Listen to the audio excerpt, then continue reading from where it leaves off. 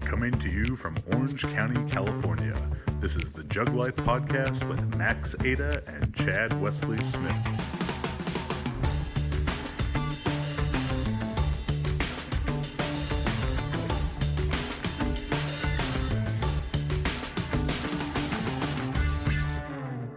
Hey everybody, what's up? Chad Wesley Smith here, Jug Life Podcast, joined today by Director of Education and Elite Football Performance. I think I'm missing some words. Yeah, no, that's it. You got the gist of it. It's a lot of words there.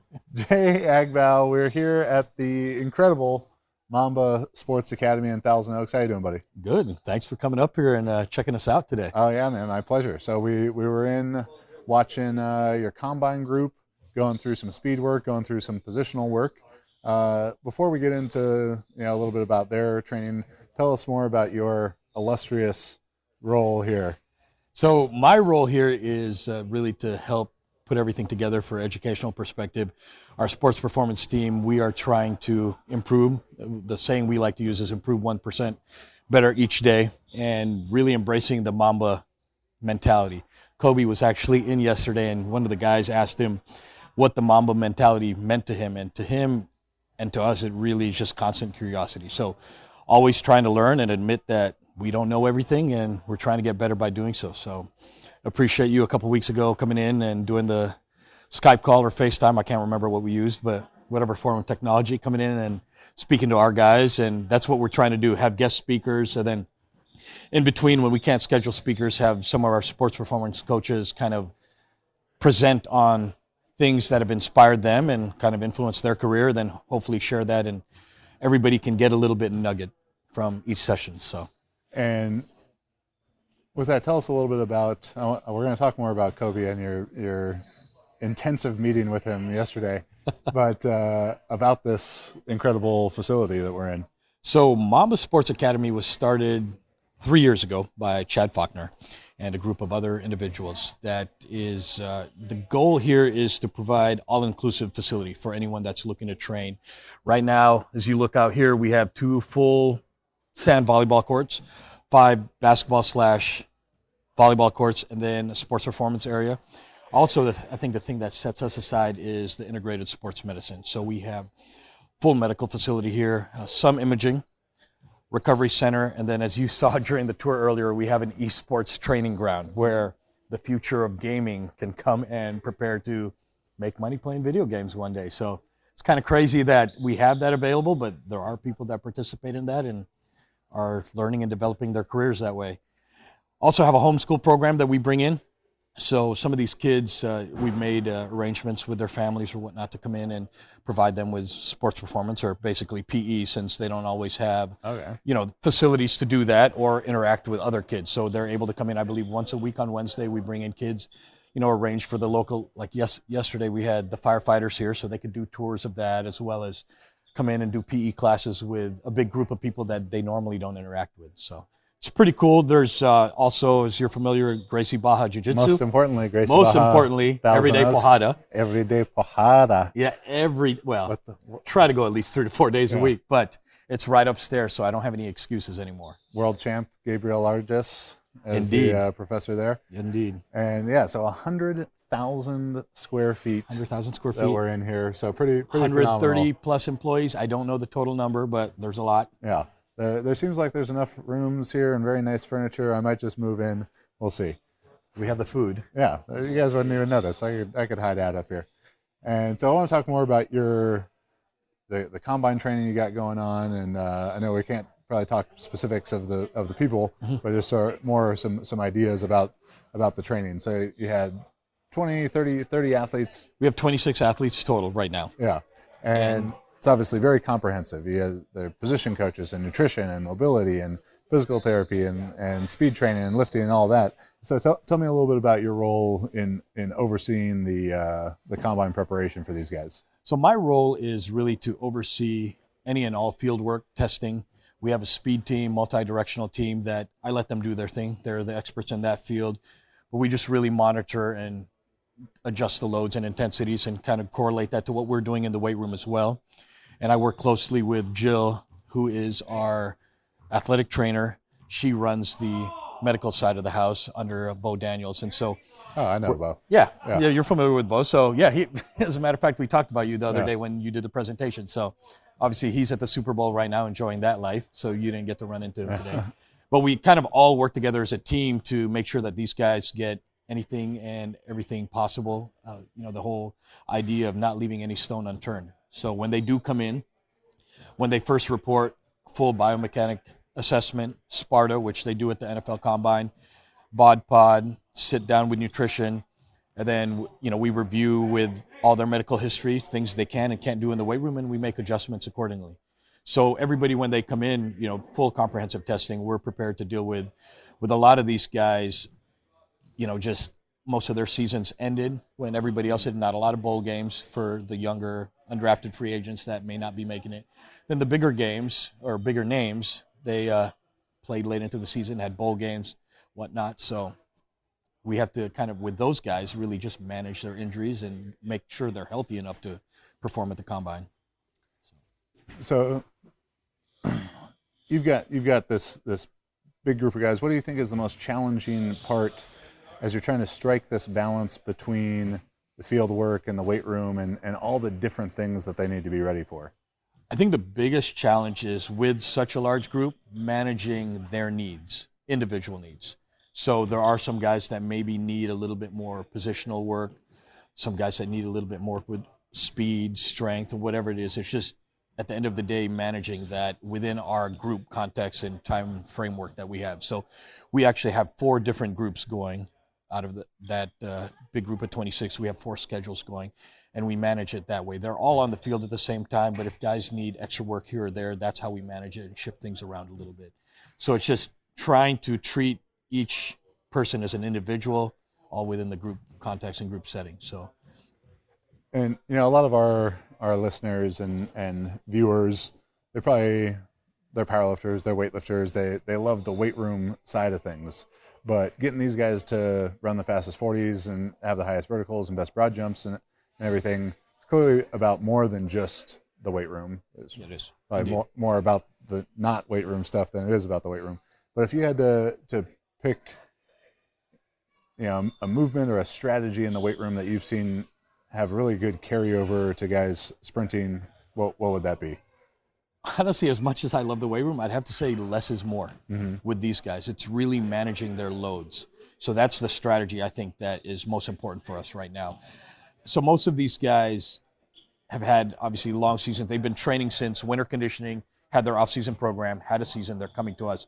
So at this point in 8 weeks, it's not like we have the time to sit down and make these massive transformations. So we really just have to manage with what they're able to handle physically, and then also balance that out and understand that for a lot of them, they just need to clean up technique out on the field, whether it's with the 40, change of direction, drills, whatever it may be. So we can't get greedy, or at least I can't get greedy in the weight room and push those loads and those intensities. Yeah. So for me, the overall strategy, as generic as it sounds, is really less is more. Yeah, as in 8 weeks. Yeah. Sure, you could put 30 pounds on some guy's squat in 8 weeks, but the energy that would cost compared to everything else he's got to do just wouldn't be worth it. And it's really what's more important for the guys, right? Like, I mean, sure, do they need to be stronger? Do they need to be more physically prepared? Yes, absolutely. But at the same time, what's going to catch the eye of everybody else? And the combine or your pro day, it's really the drills. Nobody cares about how much you squat, how much you really do bench, or what your physical characteristics are. You got to look the part. Of course, they want to see what you can bench 225. But, as we talked earlier, as long as they can fit within those averages, what's expected of your position group, then there's no issues. If you're a guy that's maybe benching 1 rep, okay, now we really need to do a little bit more work with you and get you up to the 4 or 5 rep range. Yeah. And hopefully be able to get there in 8 weeks. But if you're a guy that's already in the 20s, mid-20s, I'm not winning by getting you to the 30s. Yeah. We win by making sure you're able to do all your position work and perform football-related activities. So on that note, I know you were right previous to this with the Toronto Argonauts in the CFL, and then when I first met you with the Los Angeles Rams, and had other NFL. No, I was actually only with the Rams. I did 4 years with the Rams, starting out as an intern and then eventually moving up to be the top assistant for Rock Gullickson. And then, so you've seen you've seen these guys when it matters, and you've seen the best in the world at it. Aaron Donald and Andrew Whitworth, guys like that. And obviously, it's not about the combine. Then once you're in the league, so we promote you from the Mamba Sports Academy to now, Jay, you're the commissioner of the NFL, and you're going to redo the combine. if you could just make one change or one new test or different test in there that you think could give a better indication of their actual ability to play football, what would that be? I would actually take out the bench press, in my opinion. Yeah. I'd take out the bench press. I think there are other things that can be used. I think the value of on-field movement is probably more beneficial when it comes to football as itself, because these guys are football players first and foremost, right? They're not weightlifters, they're not power lifters. They have to be able to play the sport. So I think being able to see them perform better drills, maybe a different variety of drills. I'm not going to sit here and tell each position group, because I'm not a position coach. I'm not an expert in those areas, but I think seeing them move and perform skills related to what they have to do on the field would probably be more beneficial than a 225 bench press. Yeah, I've always thought that the rep test for the bench was a dumb test because it's a strength endurance test in a power sport. And I figure like NFL this year made about $9 billion, so they can probably afford like a couple Tendo units. Maybe the wide receivers and DBs put 225 on and do a triple, and they measure the watts or the power output. Exactly. And the linebackers and tight ends and running backs are 275 and the linemen are 315. Because a couple of years ago, people were trying to, and this is also just the culture of like overanalyzing these guys who are the really high draft picks. Like, you got to find something wrong. When Clowney was going to go first, like, well, he only did 17 reps at 225.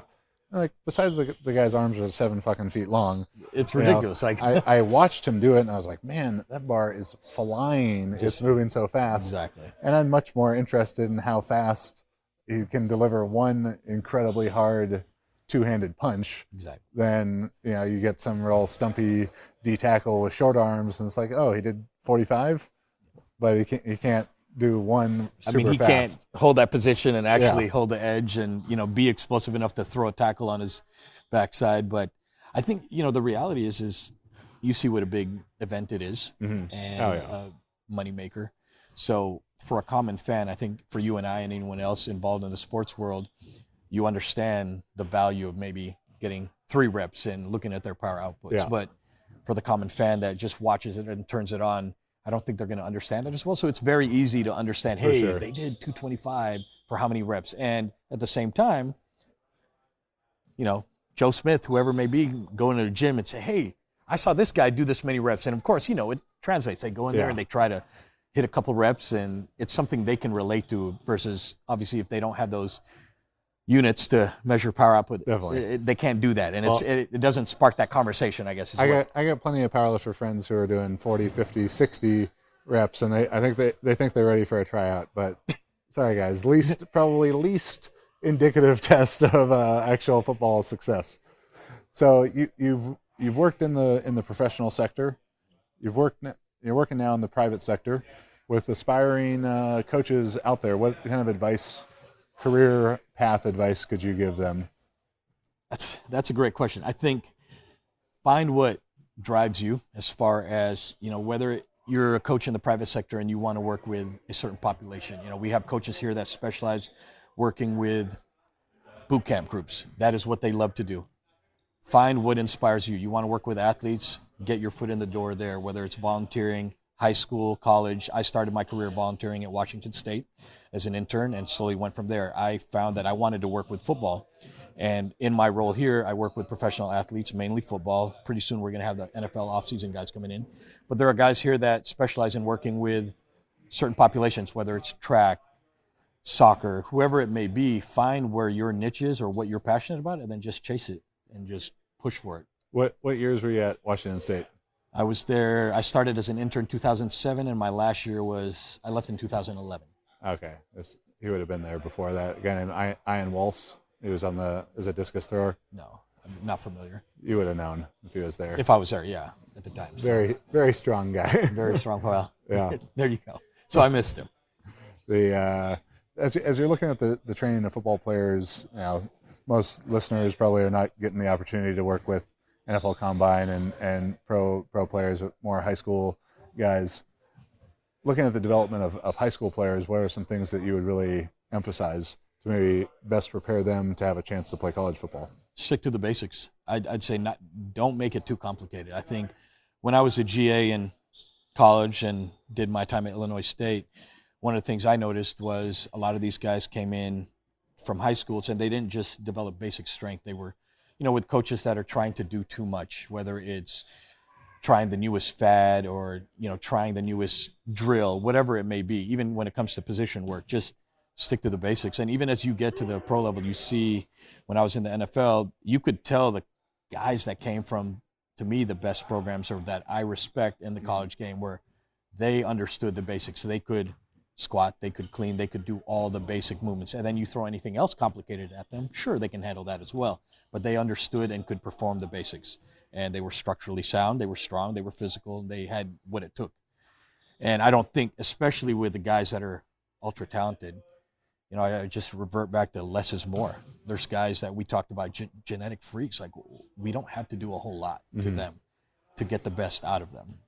We can manipulate those loads and volume and intensity, and a lot of times they're going to adapt way better than your general population person anyway. So you don't have to throw so much at them that their systems get blown out. Yeah, and especially you guys in speed power sports who are capable of these great sprinting and jumping efforts. They're deriving such huge stimulus from that going in to have, anything that would look like a power lifter or weightlifter's level of weight room volume. Oh, no. They're going to be smoked for a month after that. Yeah. So, like, for example, even today, we're going to go in and we're scheduling 225 test. We're 5 weeks in, getting closer, going to do a test with them. And then we still have to do upper body work on the backside, but I'm cutting everything down. We have to. They're going to be so mentally smoked from going in, the hype, yelling. We're trying to set it up kind of like the combine where we're going to have 2 warm-up stations and 1 single bench. Well, John Lott's just down the road at the Chargers. You get him over here, and he can start slapping guys and yelling at him. Yeah. And so I don't know if they're ready for that yet. We got to progress them to that stage. But, when we're done with it, we still need to get some accessory work done afterwards. But we have to be smart about it. Right? Yeah. At that point, we know they're going to be fried. There's no point in getting everything that we would do on a typical day. I have to cut that volume down half, if not less. So we're going to see how they are once we're done with that and then make a judgment call at that point.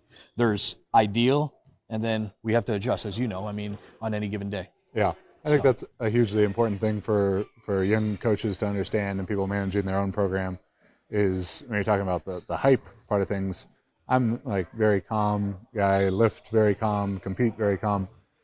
But especially in the training, I see videos of powerlifters, they're hitting the ammonia cap and everybody's slapping them and they got whatever metal song on and they're doing their thing in training. I'm like, how the hell do you do that 4 times a week? Like, yeah, I would be exhausted. I'd be ready to take a nap after one set. It's like, that's a stress and a stimulus that has to be managed. Like, yeah, it's not weights on a bar, it's not sprinting, so it's harder to quantify that fatigue. But it is substantial. It's stress. Yeah, and then even with these guys, I was, go back to Charlie Francis' quote, weights follow speed, and not just from a chronological sense, but when they're out there doing max speed work and training jumps and working with the position coaches, they have a huge day out there. It's got to be less in the weight room. And so, going back to the earlier part of the conversation, it's really the most challenging aspect of my job now is it's not writing the program and prescribing the sets and reps. It's what are we doing to manage everything? Because today, as you saw when we were down there, they're working. Granted, the weather didn't work out, so they're still doing top-end drills, got some stuff on the curve. So we need to pull back and just be aware of that and not get into the weight room and try to crush their souls. Yeah. And I think a lot of coaches, and myself included in this, like, I love to program. I love to lay out, this optimal structure, everything, but people get locked into that and they forget about, like, here, the coach's most important tool, watching how the athlete's responding and to what they're doing that day. And if they look tired, it's probably because they are tired, talking to the athletes, asking them, how do you feel today? Not just like that empty question, how you feeling? And they say fine, and you go on about your day, but diving a little bit deeper in that to get that feedback. to be able to make those small, intra-session, day-to-day adjustments. And that's the big thing. I think we pride ourselves to, and any other facility, right? And any coach, I think whether it's a high school level or the professional level, you benefit from building those relationships with the guys. So, not only are we doing these wellness questionnaires to see where they're sore, what they're feeling, but sitting down with them when they come in, taking a few minutes. They always show up a few minutes early, conversate with them. Like today, I know there's an individual that's probably not going to do really well on the bench. Not because he's tired, but he has to worry about his fiance and his baby getting to the airport. That's something that's on his mind. There was a reason that when I was watching him do his drills, I was just like, he looks off today. I didn't know. And maybe he's going to be better in the weight room, but I have to be aware of that. So I went over, asked him what was going on. If something was bothering him. Nothing's bothering him, but he was worried about, hey, they need to get to the airport at this time. It's raining. The weather's bad. What do I do? Yeah. That is a stressor, and we need to be aware of those things. Yeah, you got to account for all of it. So, Director of Education, leaving out the esteemed information from Juggernaut Training Systems, what are some of your favorite education resources you'd recommend to coaches? Education resources, I think from a coaching perspective, I love Conscious Coaching, Brett Bartholomew. Consider him a friend, love chatting with him. Some of the other resources are just in general, I'd say YouTube. You have to filter things. Obviously, you have to filter what you're going through. But I think you're able to find a lot of information and bring, kind of go down a rabbit hole is the term I like to use. The other thing too is I use my peers and friends as a resource. I don't even remember how we were introduced to each other, but since then, obviously, you've guided me in a few directions. We just talked earlier about trying to bring people in for education. And so I rely on the people I meet. And so, whether for me, it's really the peer group that you surround yourself with, and then also reaching out to other coaches that you may respect. So, for example, when I was let go by the Rams after the 2016 season, I believe, I can't remember, but I just reached out to other coaches that I respected and saw if I could get the foot in the door to meet with them. I called former players, saw if they'd set up appointments or get me in the door with Scott Cochran and other coaches. And I was able to get in with Scott Cochran. Then he introduced me to other coaches and got me in to visit Coach Moffitt at LSU. So I think the biggest thing is just being vulnerable and reaching out to people. Yes, they may say no, but what's the worst that can happen, right? Yeah. They don't take your call. They don't respond to your email. Okay, that's fine. You move on to someone else. But for me, I think just reaching out to anyone and everyone that you respect. And then, like I said, YouTube, there's a lot of things you can find on there. Looking through your stuff, that's a rabbit hole in and of itself, but then you can relate and see who some of the people are that have inspired you or that you deal with. And that's one of the things I told the interns yesterday during our education session was, you might have one coach that you respect, but that one coach didn't just come out with this idea off the top of their head. They had to be inspired by somebody else, because you didn't just wake up one morning with this Juggernaut training system. You've obviously learned from others, tried to improve on it, and you have now obviously inspired others, and they're making adjustments to it. So I think with that being said, just finding out who inspires you and then kind of backtracking and seeing who their influences are and then going in that direction. And that's kind of the way I've followed things. It's like I see who inspires me, then we see who kind of guided them a little bit, and then try to make connections. It's just coaching tree. Yeah, it's just coaching tree, and then just reach out to anyone and everyone. And if they take the time to speak with you, like somebody will drop a nugget of knowledge on you. Yeah. Like I may not know everything, but hopefully if we talk to someone or whoever's watching this, they get one nugget. That's it. I say it at the start of my seminars. My goal today is to answer all of your training questions. Not that I have all the answers, but I probably know someone who does. Yeah. Or at least can direct them somewhere to that effect. And the point about reaching out to the coaches and visiting places, I think the internet and social media and everything has been tough, made it tough on young coaches because they think they can find everything there on the internet, but it gives them the opportunity. It's so much easier to find and connect with a lot of these coaches as well. But the art of going to seminars and conferences and actually networking with people. And I say at seminars, the most I learn about training at seminars is not during a presentation. It's in between talking to people or out to dinner after or getting beers or whatever it is. In those conversations, because I started coaching high school football when I was 19, and I remember going to like the AFCA conferences, and I was the youngest guy there pretty much every time. But getting to meet older coaches, and I remember meeting Larry Johnson Sr., the D-line coach from Penn State, because I listened to his presentation, and then I went and talked to him introduce after. yourself. Yeah. And the same thing, track and field, my whole life. I didn't have, my coach was not able to be with me at a lot of meets because he was a college coach when I was in high school, and he was coaching his own people at meets. So I just went and talked to the other coaches, and Don Babbitt at Georgia and John Frazier when he was at Arizona, and still have relationships with those guys today.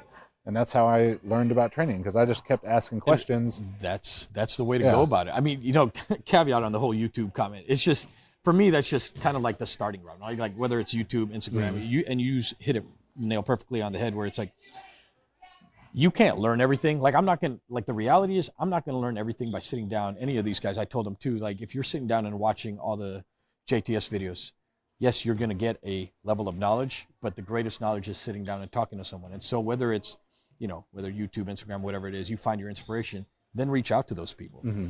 You're not going to get the answers from a 10-second, 1-minute video snippet or whatever, or even going to conferences. That's why I make like 40-minute long videos. Yeah, you go in, like, you got to sit down, but then once you watch these videos, okay, get your nuggets of information, what you got, but then take the time to, whether it's email, slide into their DMs, or go to conferences and talk to people. And like you said, for me, the biggest thing is, like, when I was younger, the first conference I went to, I overwhelmed myself. I remember sitting there, and one of my mentors was like, "What the hell are you doing?" Like, I was sitting there taking notes from it, trying to go to every session. Yeah. And soon you realize that, hey, guess what?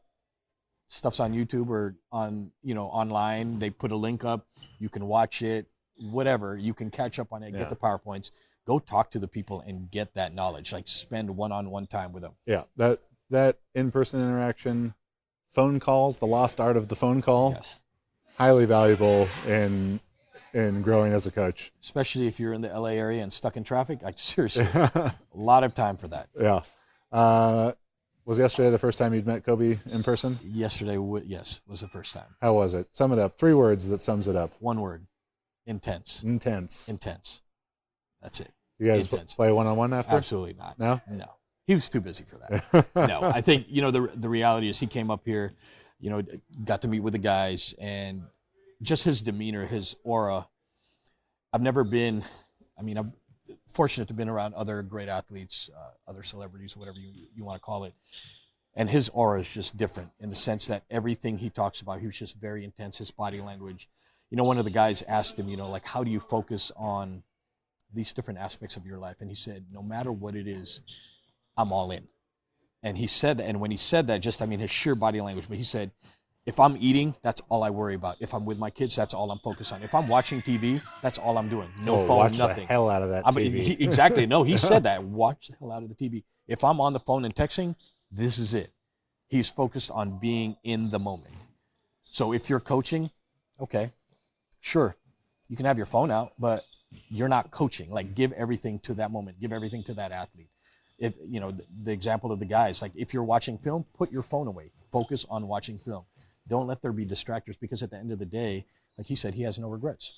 He did everything he could and focused on becoming the best at what he could, the best, reaching that potential. Yeah. Leave the arguments for who's best to everybody else, right? To us fans to decide who's the best of all time and all those other things. But just being able to give your all to that moment and not worry about anything else. And so it was just really interesting. Just a very intense individual, even in retirement. So. Well, with the bad weather today, I should have tried to catch a ride with him on the helicopter up here. Did he arrive in a helicopter yesterday? I can neither confirm nor deny. All right. I was indoors, so I don't know. Is there a helipad? We'll check if there's a helipad on top of the Mamba Sports Academy. There is actually potential for it. So oh yeah, I could you totally can see tell that. by looking at the structure of the building. There's definitely potential there. So if I was Kobe, I'd have a helipad on the top of this thing. So I'm sure he's done that as well.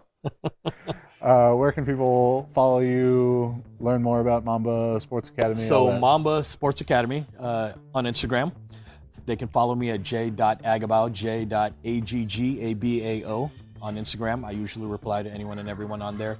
Or if they want to email me, j@mambasa.com. So Mombasa. All right. Yeah.